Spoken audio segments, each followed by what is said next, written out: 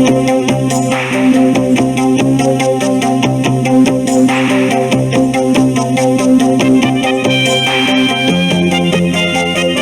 subject I've been given to speak on, which is the whole question of crisis, rural crisis in Australia and the New World Order, is one that really needs 2 or 3 hours, but I promise to spare you that much tonight, and I hope to get you back before midnight. But something of the complexity of all this perhaps could be understood if I told you of a meeting that I had down in Victoria about 10 days ago when I was the guest speaker of the annual convention of the Farm Management Society down in Albury. And the subject I'd been asked to speak on was the New World Order, which created a lot of controversy. There was some dissension about whether I should be there speaking. Apparently it's a hot subject. But the most interesting thing to me was that the conference concluded with the convener getting up and telling the audience his experiences.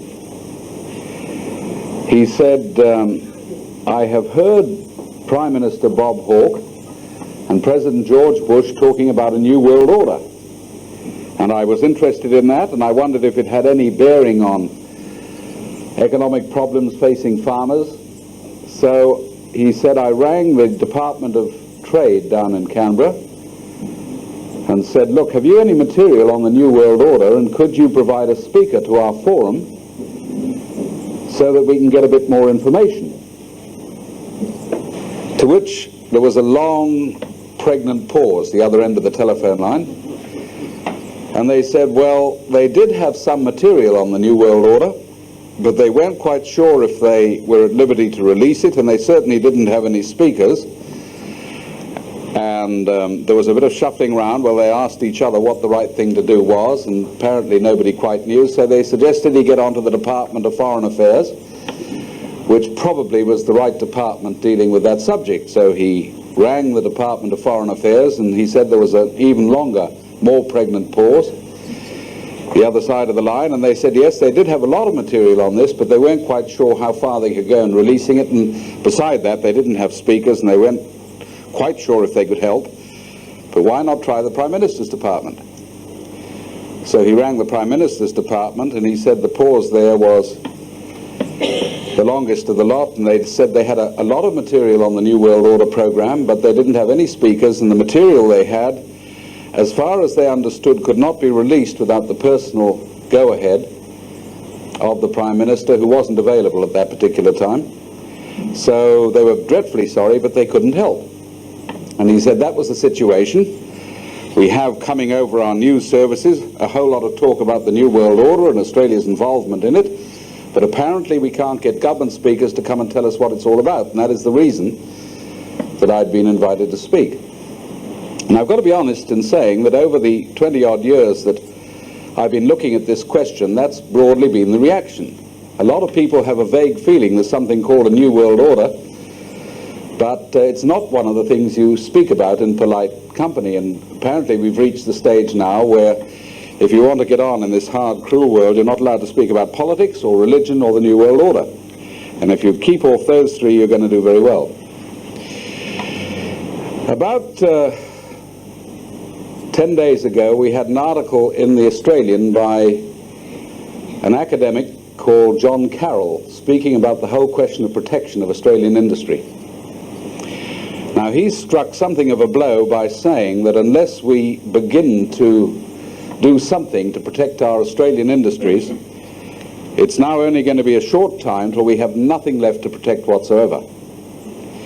And he made the point that since the 1970s, we have decimated half our industries in Australia.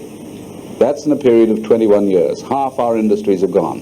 A whole range of things that we used to produce, we don't make any longer. We buy them, and we wonder why everybody jumps up and down and complains about the foreign debt. Now, I want to tell you why we've done that and how it fits in with the New World Order and what the New World Order is. I never really came across the New World Order as a subject until I was lecturing in New Zealand in the fairly early part of the 70s, and I happened to be speaking in a little town called New Plymouth on the North Island.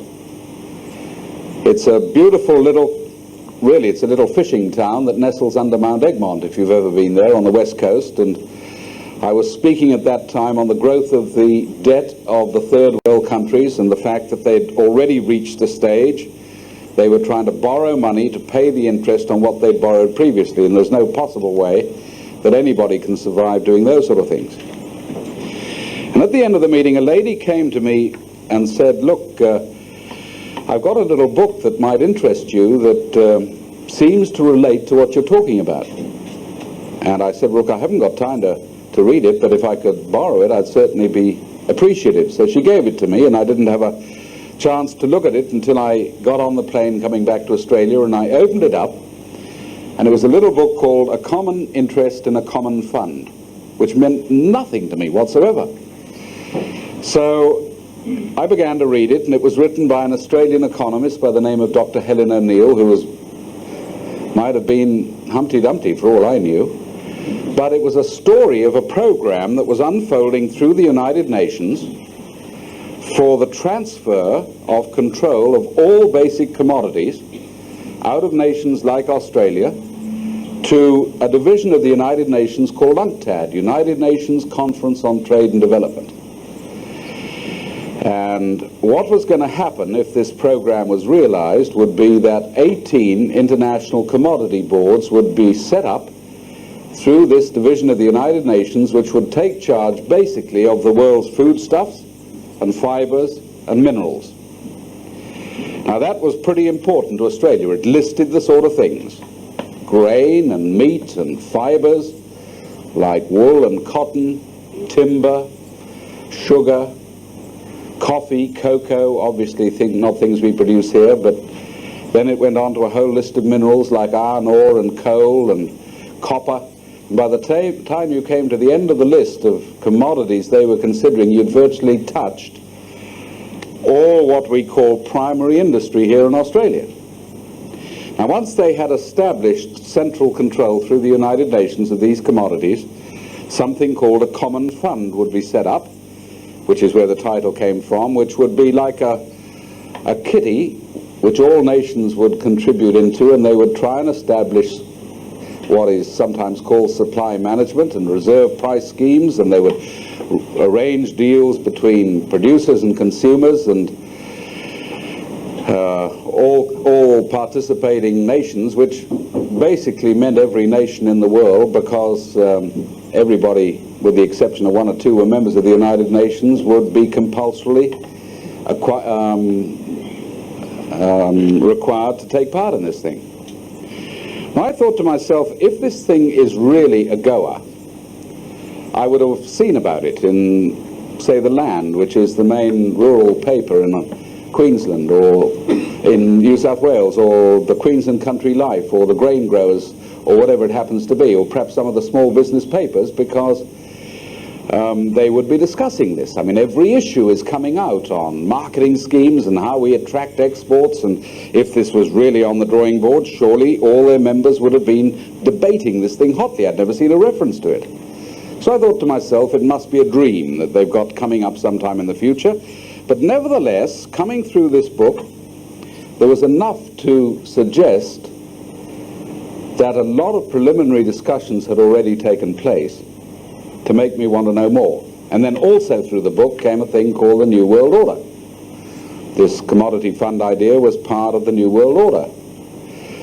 So when I got off the plane in Sydney, instead of going home, I looked up the United Nations in the telephone book, and yes, they had a number, and I subsequently discovered they had one of the top real estate spots in Sydney, in Martin Place. So I went along there and found quite an imposing building and a big staff, mainly from the third world. Obviously they weren't helping the Australian employment situation, but nevertheless, all very efficient and sitting behind computers and looking very industrious and busy. And I said to the girl at the inquiry desk, look, I've come across this little book and it seems interesting to me, and I'd like to know how it fits into the United Nations and also what this thing called the New World Order is. Oh, she said, well, we've got stacks of material on that. That is basically the ongoing agenda of the United Nations. All the international discussions and the great conferences and the sessions and the assemblies are concerned with this unfolding world order program. So I said, well, can you give me some stuff that I can take away, that I can understand it? Well, no, we don't have it available to take away, but we do have a reading room, and you can go in there and we'll provide anything you want. So I said, well, would you bring me everything that I need to understand the full ramifications? Oh, she said, that's a fair bit of stuff. And I thought to myself, this is going to take 2 or 3 hours. And she came out with a trolley about twice the size of this table here beside me, loaded up with books and pamphlets and reports that came from anywhere you can think of. The International Monetary Fund and the World Bank and think tanks in America like the Brookings Institution and conferences of UNCTAD and conferences of UNIDO and UNICEF, and then more think tanks in Europe. And by the time you'd gone through all this, I didn't spend 3 hours there, I spent 3 days. Coming back every morning and sitting down and making copious notes, and I didn't even know what I was really looking for. But gradually, as you went through all this stuff, out of it came quite a clear picture of a program that was already partially under discussion and being implemented, which was called the World Order Program. And it had a number of parts. The first part was a very big program called NEO, New International Economic Order, NIEO, that contained a number of agreements, ingredients, the first of which was that the International Monetary Fund and the World Bank, both of which are divisions of the United Nations, would be merged into a world central bank with all the powers that our Reserve Bank does here in Australia, capable of controlling all lending and investment and exchange rates and transfer of funds from one part of the world to the other and stock exchanges and the whole bit. Now that was a pretty big concept, a new world central bank that would take charge of all the world's lending and investment.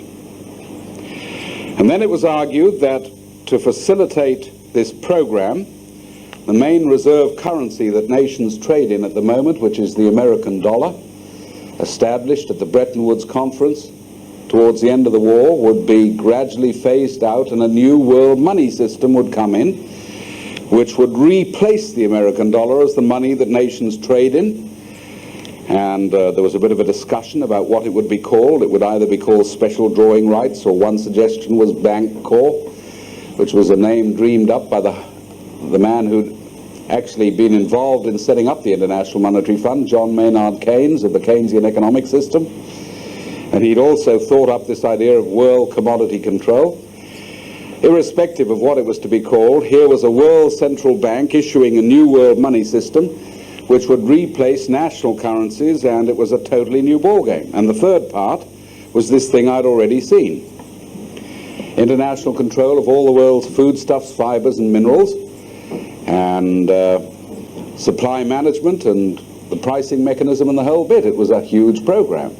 Now that spun off into a number of specific programs. They had another thing called the Law of the Sea, which was international control of all seabeds and the exploitation of minerals on the seabed and fisheries, and a narrowing of territorial waters and a whole range of things like that. So it was a huge program. And I could not understand why it was that we weren't seeing more discussion about this in our rural papers and in business papers, because obviously Australia was already at least partially committed to the whole idea. So I began to lecture on it. What I could understand of it and what I'd pieced together and documented, I lectured to farmers and business groups and anybody who was interested in hearing it, saying, do you know that Australia is already partially involved in this, and have we looked at the implications? And I found on the whole total incredulity. People found it very difficult to believe that such a thing was even possible.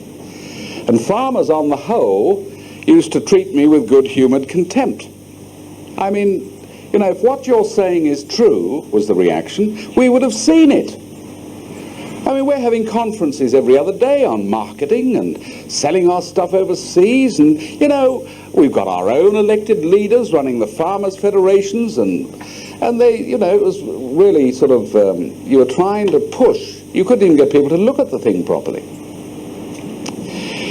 And to show you how absurd it's got, the last time I was lecturing over in Western Australia, I was invited by one of their farming organizations, the Pastoralists and Graziers, to go and have a meeting with their executive, which I did in a very plush building in the middle of Perth.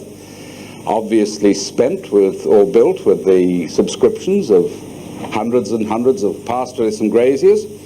And there they had this, well, it looked very like an ivory tower to me, and we went up a few floors and we sat round a boardroom table and we had coffee, and they said to me, you know, when you used to come round about 10 years ago lecturing on this new international economic order, there was always a bit of a flurry, and people used to send us tapes in of what you'd said, and we'd sort of scratch our heads and we'd get hold of the local member of parliament and say, you know, what's this new international economic order? And they'd write back saying, haven't a clue, probably something those nuts in the right wing are pushing round, and we sort of forgot about the whole thing. We thought it was just absurd. But now that Australia has ratified the program, and this was in 1989, we're getting the first documents from the United Nations on marketing in the future, and it's pretty frightening stuff. What do you think we ought to do about it? Well, I didn't quite know at that stage. It's rather like saying, how do you catch the horse after the stable door's been left open? So all I could think of was, well, look, I think the first thing you ought to do, surely, is honour bound, is to write to all your members, who after all pay your salaries, telling them what's going on and asking what their reaction is, and so that at least they've got an up-to-date understanding of the whole program. And then to my amazement, when I sat drinking my coffee, they had an intense discussion amongst their own executive about whether they should do that or not. I don't know what the outcome was, but their paper has never carried a story on the whole thing yet. And here we are 2 years afterwards. So you'll still find that the executive understands the whole thing, but the ordinary grassroots membership is still going around saying, well, of course it couldn't be true because, you know, our representatives would have told us by now. That's how absurd it gets. Now, it wasn't very long after that I went back to New Zealand and was lecturing, strangely enough, in exactly the same town of New Plymouth.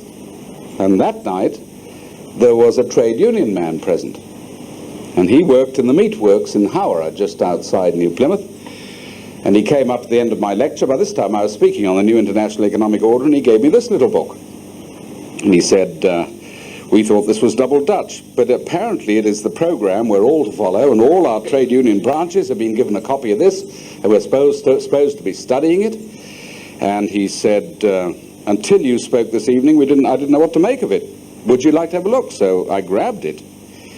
And again, I didn't look till I was on the plane coming back to Australia, opened it up, and there was a little book, not printed in New Zealand or Australia or London or anywhere like that, but printed by the Novosti Press Agency Publishing House in Moscow. And the gentleman who wrote this little book was called Ernest Dubminsky, who was one of their top economists in the Kremlin, and there's a little blurb about him and his photo at the back.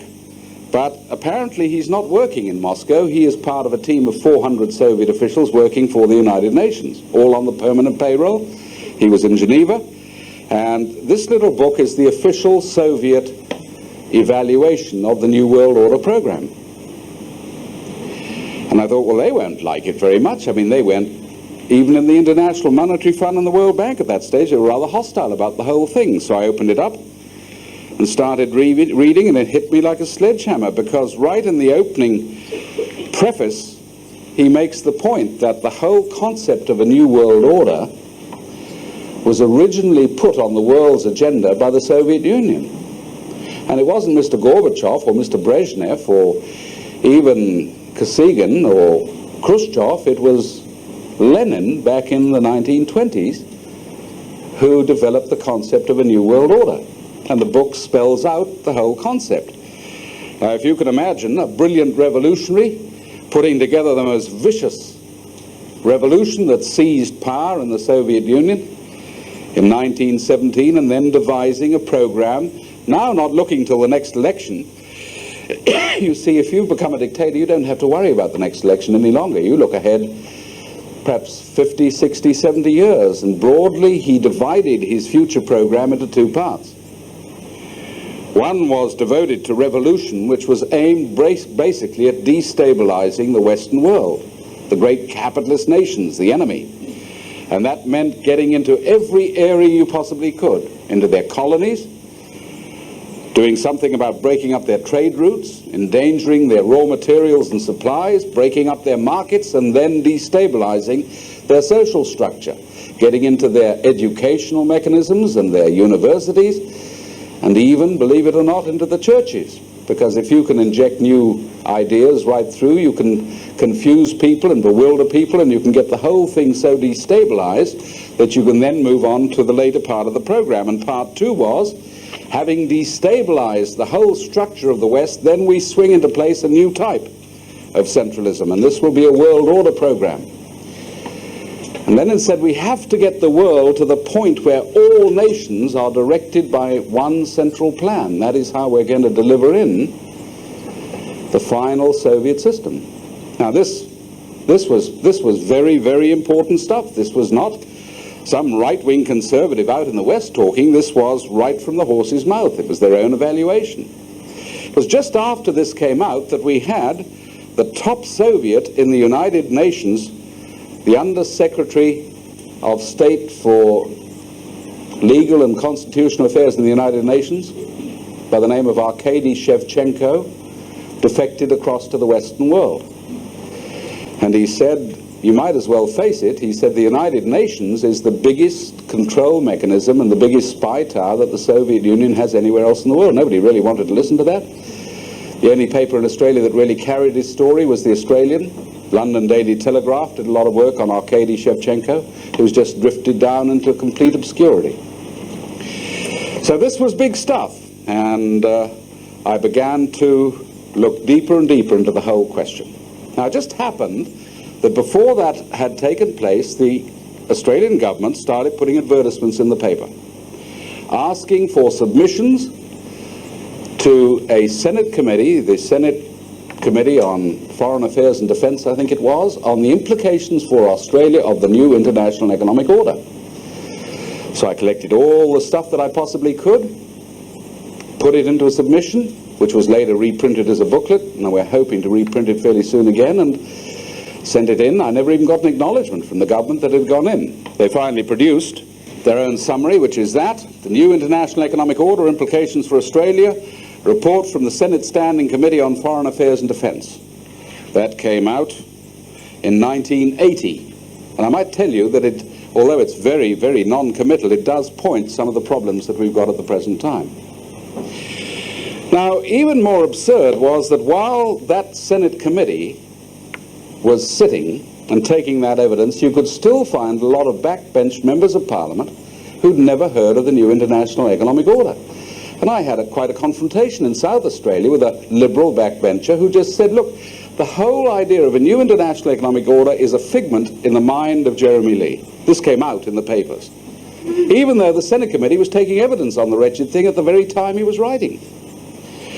And I thought, probably the only people who don't know what's going on in the world at the present time are members of Parliament, it seems to me. Now, what connection has that got with the crisis economically that we're going through? And the answer is it's got everything to do with it, because my own personal belief is that this crisis has been deliberately engineered for the purpose of delivering in this new international economic order. Can I try and illustrate this? Now I've got to deal with just two parts, our farming industry and our manufacturing industry. Back in 67, 68, if you were on the land, you might remember we had a huge drought that racked the whole of the eastern states. It was one of the severest droughts we've ever had. I remember it because my father had just bought a little wool property down in New England, in New South Wales, and walked straight into that drought, and it wiped out a tremendous number of people. And there were protest meetings seeking desperately some sort of help. We had nearly 300,000 farmers in Australia at that time. And that was then followed, as we moved into the 70s, by the collapse of the wool industry. Nothing like now, but it was horrific. The price of wool had plummeted down. The ABC was running programs on the fact that wool was now outdated and everybody would be wearing silk in a few years. And by that time, there were real big protests. We were still under the control of the Liberal Country Party, as it used to be called. Bob Menzies had retired. We'd had Harold Holt had tragically drowned, and then we had a succession of rather dismal Liberal prime ministers. We had John Gorton, that a lot of people remember. He was a bit like a cowboy, very exciting, but he hadn't got much substance. And then we had a funny little fellow called Billy McMahon. And by that time, everybody was very disillusioned by what was going on, and there was an exciting fellow who was now leading a revamped Labour Party called Gough Whitlam, why not give him a go? And just before Gough Whitlam came in, we had this document produced by the Labour Party, which was Labour's Federal Rural Policies. And the man who put this together was a brilliant man by the name of Rex Patterson, who was a Queenslander, a Fulbright scholar. He was no slouch, and he was dealing with this horrendous crisis in the bush. And can I just read you what he said? There's ample proof to show that high interest rates are imposing severe burdens on export rural industries, just as they are on other sections of the community, such as young homeowners. A Labour government would investigate the overall application of interest rates as they affect primary production and productivity generally, with the objective of providing low and reasonable interest rates to those soundly based industries on which the economic health of the nation greatly depends.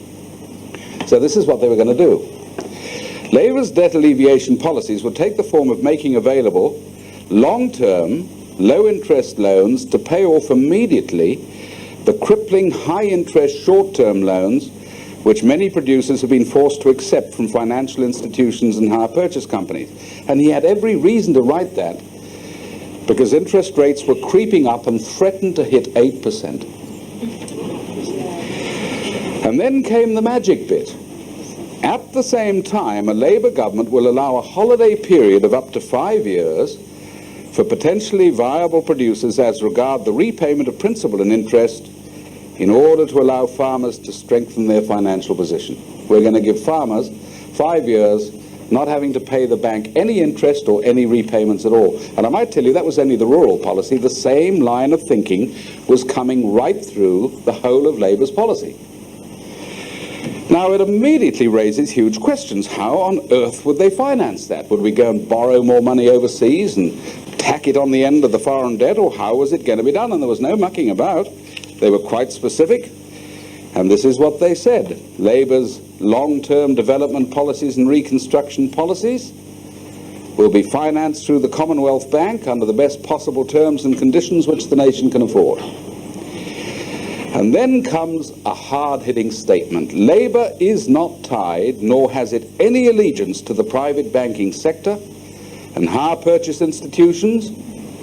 Labour believes that a lowering of the rate of interest for funds used for the efficient production of commodities, particularly for the earning of export income, will assist increased productivity. This in turn is necessary to counter the forces of inflation associated with full employment and growth. Did you pick up that last sentence? We need to lower interest rates to counter inflation. Now they're using the opposite argument. We've got to raise interest rates to cover inflation. You see? You can make black look white if you're a politician. But you see, the other thing is, the best terms and conditions the nation could afford, we've got some precedents. The Commonwealth Bank financed Australia during the First World War at 0.5% interest rate. It was used to save the wool industry during the Second World War. I don't know whether you know it. We've got an absolute panic now because we've got 5 million bales of wool in stock that we can't sell, and the whole thing's collapsed. We had 10 million at the end of the war, and it was no problem at all because we had the finance to handle it, and the whole lot had gone within 3 years, and then we had a wool boom. Now that's what Labour was going to do, and the man who put that together, Rex Patterson, was waiting for Gough Whitlam's electoral victory to do it. And Gough Whitlam was swept in with a huge majority, and Rex Patterson found he never even got his nose in the ministry. He was shunted off to the backbench, and into his spot came a giant of a man called Al Grasby, who became the Minister for Primary Industry. And at that moment, the whole program changed. The first steps towards internationalizing Australia had begun. The Gough Whitlam delivered Australia in that direction. He delivered speech after speech on the new international economic order and bringing in world order things. We had a lawyer by the name of Lionel Murphy who tried to bring in the first Human Rights Commission and failed because they hadn't got the numbers in the Senate. And you want to go and read what the Liberal and the Country Party were saying against Lionel Murphy when that bill was put through, how disgusting it was, and it would sabotage Australia's constitution and goodness knows what. And no sooner did the Liberals get in when Gough Whitlam got out than they put through what Lionel Murphy couldn't get through himself. There was no change whatsoever. So we were then headed straight into the New World Order program, and it was going to decimate primary industry and small business. Now, we were a pretty self-sufficient nation at that time. Hundreds and hundreds of little industries had gained maximum protection at the end of the war and were really going for their lives. You could go into the hardware shops, and you could go into our grocery shops and light engineering, and you'd find nearly all the stuff you bought was made in Australia, but that's not the case today. You go into your spare parts, or you go into your supermarket, and you'll find made where? South Korea, or North Korea, or Taiwan, or Sri Lanka, or Zimbabwe, or Brazil, or the Argentine, and hundreds of little industries, tremendous industries that used to be the basis of Australia's productive sector have gone to the wall. Half our industries lost since 1971. Half our industries. And they are now falling quicker than they've ever fallen during that last 21-year period.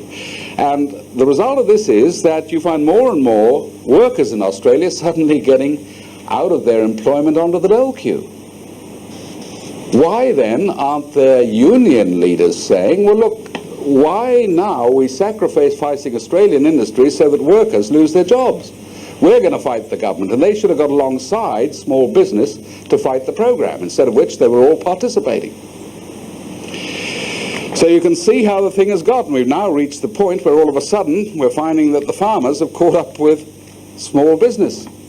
We've reached the point now that in one of the great food-producing nations of the world, we're importing each year $2,000 million worth of food into Australia. And the picture is quite frightening. We're importing big quantities of meat, millions of dollars. We're importing nearly $500 million worth of vegetables into Australia. And if you want to see how absurd that is, just get in your car over a weekend and drive from here to Toowoomba through that Lockyer Valley, which is one of the greatest vegetable growing areas in Australia, and you will find farmers out there ploughing their vegetables in because they can't get them to the market. That is absolutely true. We're importing something like $33 million worth of tomato paste into Australia. How the heck you do that, I cannot think. We're importing lamb meat, we're importing leather, we're importing, you just name it, and you'll find we're now importing $16,000 worth of food into Australia for every farmer that we've got left. And that figure is going to rise dramatically, because at the moment we're losing one farmer every hour or every day, 24 hours a day. Huge exodus. We're going to lose half of them before too long. And round the farmers, we're going to lose hundreds and hundreds more of what is left of our business structure. Now, how did we reach that point? Because just before Gough Whitlam got tossed out, he signed, I believe, the most infamous document of the whole lot, which is the document that sabotaged our industries. It was called the Lima Declaration. And the Lima Declaration came from a division of the United Nations called UNIDO, the United Nations Industrial and Development Organization. It was signed, strangely enough, in Lima in Peru. And basically it said this: the third world is collapsing under debt, and the reason it is collapsing is because the big industrial nations of the West have been too fat and greedy and have got too big a slice of the cake. Therefore, we're going to ask those industrial nations to sign an agreement that they will wind down their own industries and transfer technology across into third world countries so that they can begin to produce what nations like Australia used to produce themselves, and then we'll give them preferred nation status in exporting back inside those countries. Now, can you believe that an Australian government would sign a document which says we wind our own industries down and give another nation the chance to sell us back the stuff that we used to produce ourselves? But we signed that. Whitlam signed it, and the man who pushed it harder and further than anybody else was a guy called Malcolm Fraser, who was making speeches all around the world on the need for the common fund. And if you want to see it, in documented form, there is the United Nations Conference on Trade and Development. By this time it was under UNCTAD, an international code of conduct on transfer of technology. The whole story is in there, officially documented book. So we've wrecked our industries, and we're wrecking them even faster. And as a result of this, taxes have gone up, debt has gone up, and interest rates, well, perhaps you haven't noticed it up here, but interest rates have gone up too. And you can find farmers out in the bush paying up to 27% interest. Every time they get into trouble and move into a new risk factor, the interest rate goes up instead of down to try and keep them on their feet. And the result is there's absolute chaos now in rural Australia, and we're going to see that hitting the cities with increasing violence over the next 6 to 8 to 12 months. Hundreds and hundreds of industries will go and jobs will disappear. Not because we can't produce, not because Australians are bludgers and can't compete with Southeast Asia, which is the story being spun at us the whole time, but simply because we have been deliberately put under penalties which make it impossible to survive however good you are, and then accused of being inefficient when you can't keep up. And that's how the game is played. And ultimately, at some point they will say, well, the only way to solve that is to try and bring in this new world order. Now, how does that then tie in with the Gulf War? When we sent our mighty armed forces over to prop up George Bush in the Middle East, it produced two problems for Mr. Hawke. The first was that the peace movement got its act together and we began to see peace protests, which became quite big. The second thing was, much more serious for him, it split the Labour Party.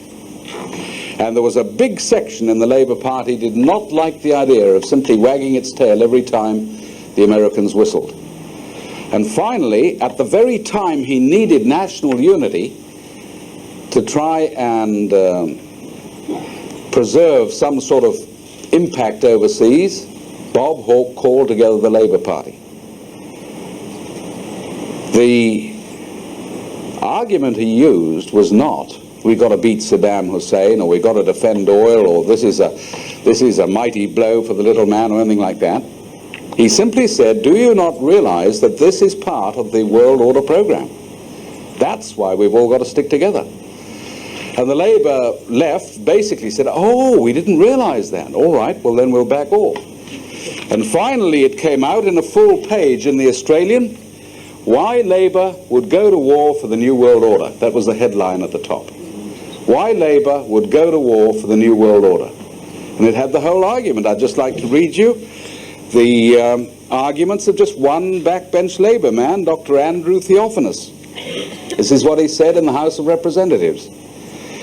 A new world order is emerging, as is shown by the unprecedented Resolution 678 of the United Nations Security Council.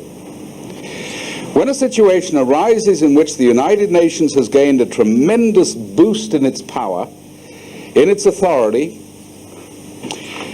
and is able to carry resolutions and concrete actions as a result of those resolutions, then people who describe themselves as leftist or socialist should not be concerned about it, but should welcome such developments, because the increase in the powers of the United Nations is a very significant development. It is something which the ALP has been committed to for many, many years, ever since the time of Dr. Evatt. And those of you that know anything about Dr. Evatt would know that he set the whole thing in motion through the Fabian Society and was in actual fact the first president of the United Nations. So that's the argument that Bob Hawke used. Now, what did Dr. Andrew Theophanous mean when he said this is part of our program? You've got to go and have a look at this document, which is the Australian Labour Party 1982 Platform and Rules, which came in just before Bob Hawke got into power. It was no longer the old traditional Labour Party of Ben Chifley and John Curtin and Arthur Calwell and some of the great Labour men of the past, who, whatever else you say, were certainly patriotic Australians. This was a totally revamped, changed Labour Party that was now involved in a world program. And so it started off virtually on page 1 with the things that had to be done for the New World Order. The flag must be changed. We've got to get rid of the monarchy and have a republic. It's written in there. We've got to eliminate barriers against world law, such as the Senate and the Constitution. And then you swing from there and it goes straight onto it. We are now totally committed to the New World Order as part of the program of the Socialist International, with which we are affiliated. And people say the Socialist International, never heard of it. Well, you should have done, because it's just had its World Conference down in Sydney, what, 2 weeks ago? Now, we're not talking about a little fly-by-night organization. We're talking about a huge movement that was started in 1864 by a gentleman called Karl Marx. He formed the first Socialist International. It fell to pieces for a short while when communism reached its heights under Lenin, but was then revamped in 1951 in a big conference in Hamburg in Germany, and now has its headquarters in London. It sends documents right throughout the world. It coordinates labor and socialist parties. It writes their agendas in many cases. You can go and read what the Labour Party in New Zealand says and the Labour Party here says. It comes from the same pen quite often. And they are working on a common program towards a world order. The current chairman of the Socialist International is Willy Brandt.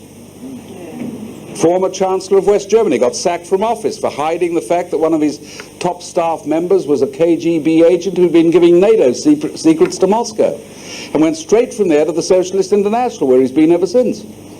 He was featured in The Australian, speaking on behalf of the Socialist International at their big conference in Sydney. I might just tell you, the Socialist International was scheduled to have its Australian conference in 1983, but that was the year that Bob Hawke was standing for election, so it was postponed. This came out in the media.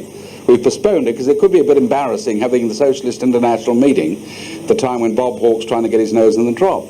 Well, they didn't say that, trying to get into office. 1978, the Socialist International held its conference in Vancouver, in Canada. Willy Brandt was asked to push the world government program. Would you set up an international commission to produce a document, the blueprint for world government, which he did, and there it is. North-South, Program for Survival, the Brandt Commission Report, headed by Willy Brandt, 23 people on his committee, top bankers and industrialists and prime ministers, and Edward Heath, the former Prime Minister of Britain, Olaf Palme, the famous socialist from Scandinavia. They're all there. And this is, if you like, the definitive work on the world government movement. It's got the whole program. The World Bank and the Money Fund and the transfer of technology and the new money system, the whole bit. It's all in there. Pan Books got the contract to print it. I think 1 million copies came rolling off the press, and every member of Parliament throughout the world was sent a copy. Most of them probably threw it in the waste paper basket because they still don't know about it, but there is the Brandt Commission Report. And that document there, there's another little book. Can't see it. And the one produced in Moscow, both came out in the same year, 1978. That's the Moscow evaluation of the World Order Program. That's the Socialist International, both pushing exactly the same story. World government is the only chance for mankind. That's where we are. That's the program we're going into now. All right, now we're in 1990, 1991. How far are we along the program? Well, every paper now is coming out with a story.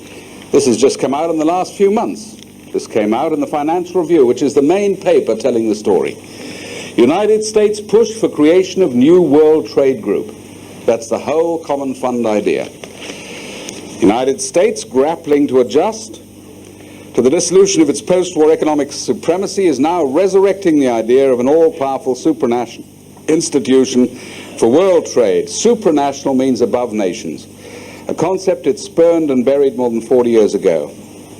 The idea was originally advocated by John Maynard Keynes at the Bretton Woods conferences. The United States rejected it then because it impinged on United States sovereignty. But now is the time to accept it, you see. Or the World Negotiable Bond issue. This came out in the Financial Review as we moved into 1990. World Negotiable Bond issue.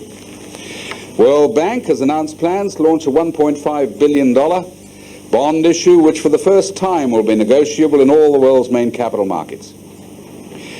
The issue will be tradable in the European, United States, and Japanese capital markets. The World Bank is the largest regular user of the international capital markets, and its planned global issue will blend issuing techniques in the Eurobond and the US markets. They've had two issues since that article came out. They were both snapped up. But you see, the argument is not new. It's written as though this is a brilliant new idea they've just thought of. You can go right back to this, towards a world central bank. This was a paper given by McChaney Martin at the Peer Jacobson letter. He was the first secretary, I think, of the International Monetary Fund. This was, I think, 1980. And he just bluntly says, we are going to issue and create out of nothing. He actually says this, the new world money system. We will have to have control. Yes, it is true that it impinges on the sovereignty of all nations, but that's the price they've got to pay for order. The whole thing's set out there. Pierre-Paul Schweitzer, a little earlier on, 1967, issued a statement in which he said, we're simply going to create out of nothing the new money that the world is going to need. Now, if they can do that through the International Monetary Fund, why can't we do it here in Australia for our own needs? And the answer is we can, and we have in the past. But we've now agreed implicitly that we won't do that because it might jeopardize the push towards world order. We've got a bunch in power who are now taking Australia in that direction, and they don't want anything that would slow up the movement towards world government. Or take another issue. You've recently seen advertisements in the press, you might have experienced it, where if you go along to your local bank now, you're supposed to produce ID cards and tax file numbers, even though you, whatever it is, even though you know the local bank manager perhaps, and you've been in there for the last 20 years, and you play bowls with him on Saturday afternoon and babysit his kids and all the rest of it. That's not good enough. How does he know that you are you? So you've now got to produce all this ID, but where did it come from? Came from Interpol, the international police organization based in Paris. This stuff came out from Congressman Ron Paul, one of the most brilliant and knowledgeable commentators in America, talking about Interpol. During the past 20 years, Interpol has mainly been used to track terrorists, art theft, international murder plots, and Nazis. But in 1984, things began to change. John Simpson, then director of the United States Secret Service, was appointed as the president of Interpol. 1 year later, Raymond Kendall from Britain was appointed to oversee the daily operations of Interpol. In late 1985, top police from 140 countries met in Washington, D.C. for 8 days for Interpol's first meeting in the United States in 25 years. President Reagan and Attorney General Edwin Meese addressed the crowd. The proceedings were not, of course, open to the public or the press. Since Interpol's activities are no longer confined to real criminals, with, quote, financial criminals and money launderers prime targets, and since the Federal Reserve defines financial crimes and money laundering as not filling out the right form at the bank when withdrawing our own honestly earned money, we should be concerned. Here are the goals of this new pact. 1, industrial countries will adopt the strict reporting requirements of the Basel Committee, which is an international banking group. 2, the countries will then adopt the same laws and regulations concerning movements of cash around the world. 3, all banks, bankers' associations and police within the trilateral countries will share information with every other bank enforcement agency. 4, regulators, bankers' associations and law enforcement agencies will merge their enforcement techniques. 5, Interpol Act facilities will be used as the central clearinghouse to provide information on, quote, problem individuals or businesses within this network to facilitate their prosecution. And Paul's conclusion was, this means that your local banker will become a spy for this arrangement, exchanging information on you with every other country using the International Criminal Police Organization, which could include China and possibly the Soviet Union next year. Here you are, that's what's behind that one. Simple as that. Now, before the world is finally shunted or pulled or pushed or bullied or persuaded or seduced into this new world order, we're being regionalized into 3 major trading blocks. First of which is Britain, is Europe, which comes into fruition on the 31st of December, 6 days after Christmas, 1992.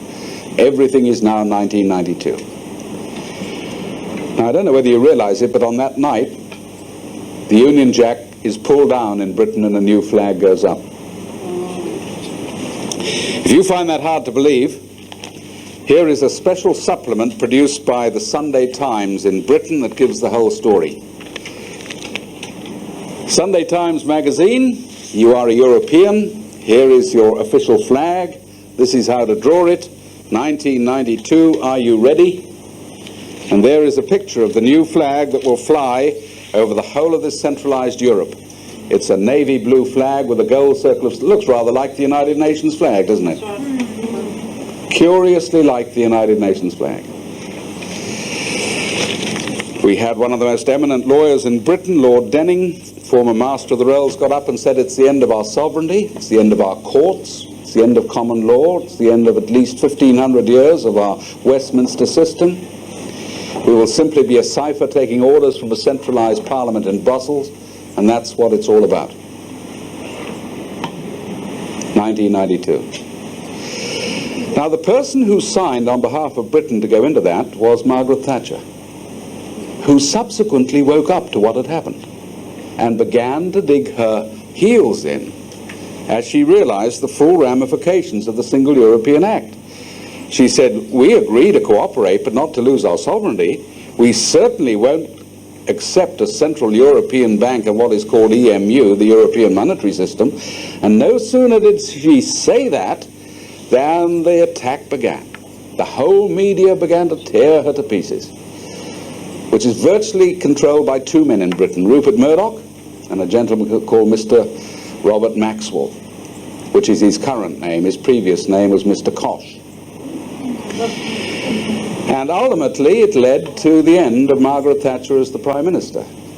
The man to take Britain into Europe was waiting in the wings, ready to take over, Mr. Michael Heseltine, who just missed out by a fluke. And a little unknown guy called John Major became the Prime Minister, who was a Thatcher follower and is trying to play it by ear a little bit slower. He can't just stand in the light or he'll get knocked over, but at least he's trying to drag his feet. But Margaret Thatcher, interestingly, has now become the chairman of a group called the Bruges Group, which is a new association of politicians opposed to going into Europe, which is growing slowly the whole time. And they come from every party, Labour, Social Democrat, and also Conservatives. And they're getting more and more publicity. They can't knock her off the perch now because she's already done, and she's probably going to do more good there than as the Prime Minister. Rather interesting. And the opinion polls in Britain show a great hardening towards this idea. So much could happen between now and 1992. But, just after she signed the Single European Act, onto the world stage bounced a new figure by the name of Mikhail Gorbachev.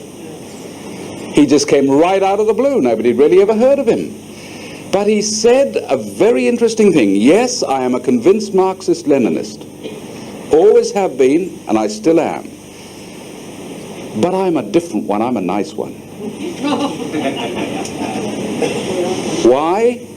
Because he wanted to bring the Soviet into this new world setup, and you can't do that while there's an Iron Curtain and a Berlin Wall. So he had to create the atmosphere in which the change was occurring. And he was feted through the world. The man who's bringing glasnost and perestroika went to America, got a ticker-tape welcome. They had Razor Gorbachev written up in every ladies' magazine.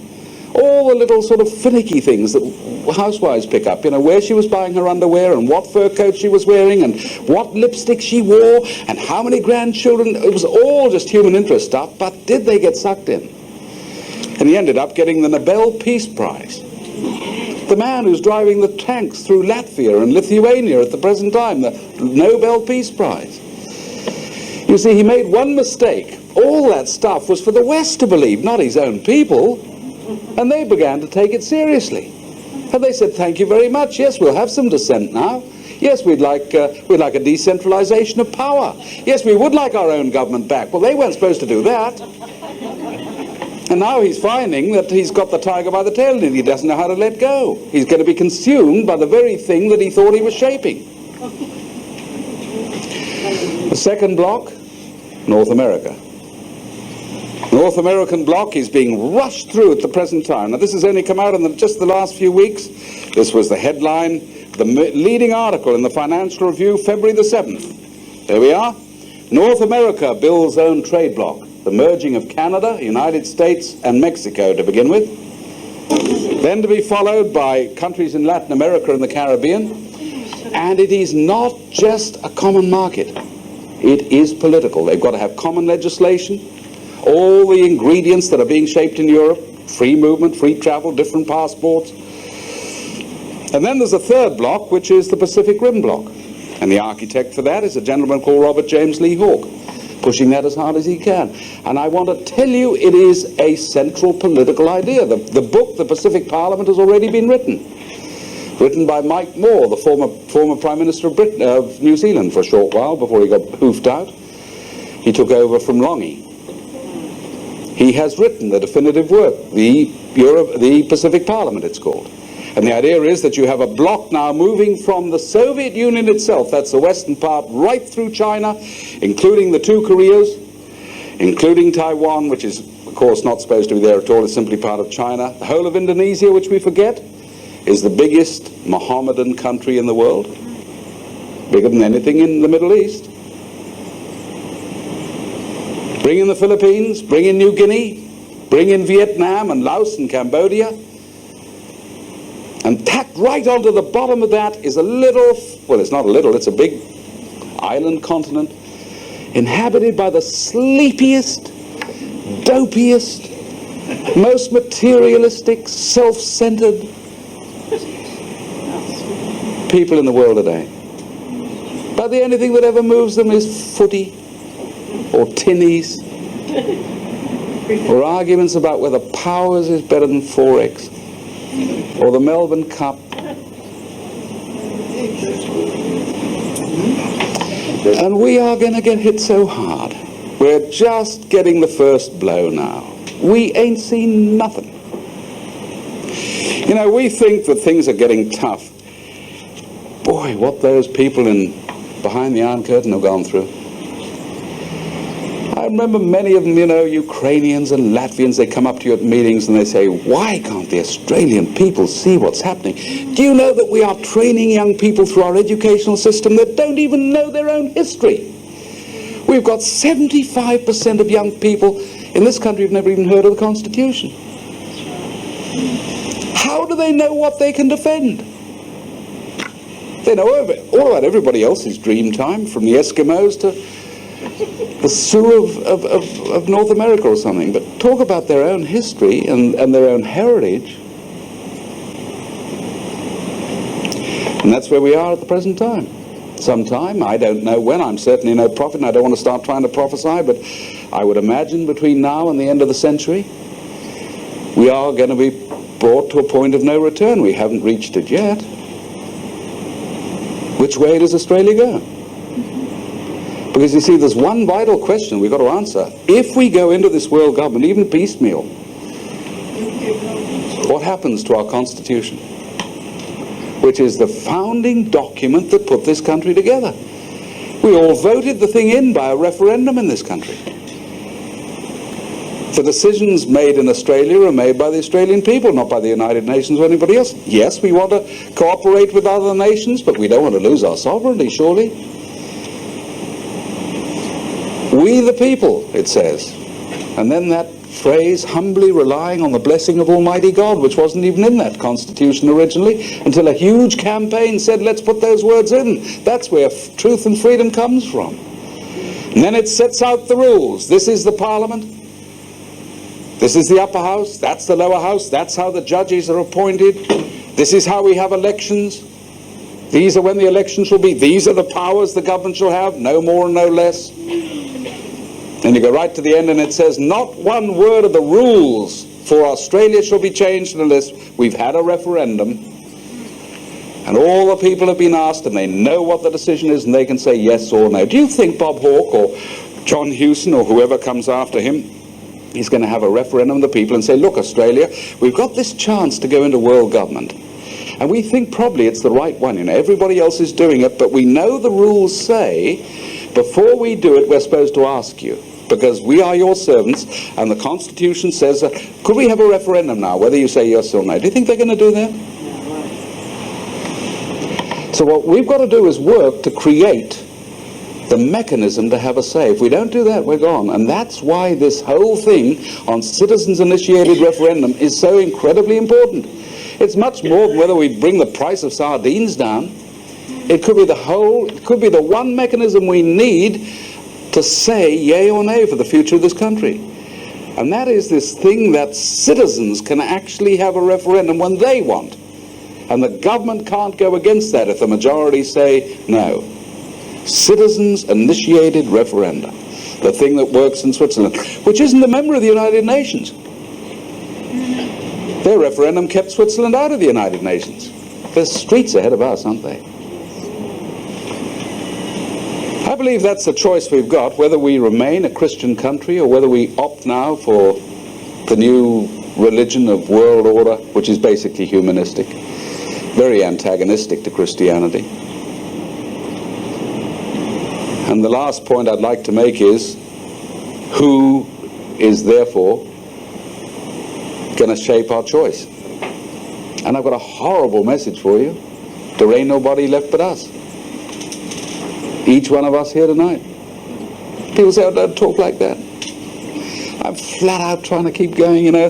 My business is up to here in debt and I can't keep up with my job, and you know, the price of petrol goes up every week, the wife's nagging me, the kids are at my back the whole time. How do you expect me to save the nation? And I haven't got a quick answer, except that if each one of us does something, if we simply keep in touch, if we can get one tape of an address like this around, if we can just get hold of a member of parliament and just say once to him, I'm not voting for you unless you stand up. It does make a difference. Many drops fill the bucket. Therefore, each one of you is tremendously important here tonight. We haven't got the whole of Brisbane, but you know, the world's been changed with a smaller number than we've got here tonight. Each one of you is very, very important. I don't care if you're 95, you can do something. You can stick a stamp on an envelope and write to somebody. If you're young, you're incredibly important. This country belongs to you. Never believe anything else.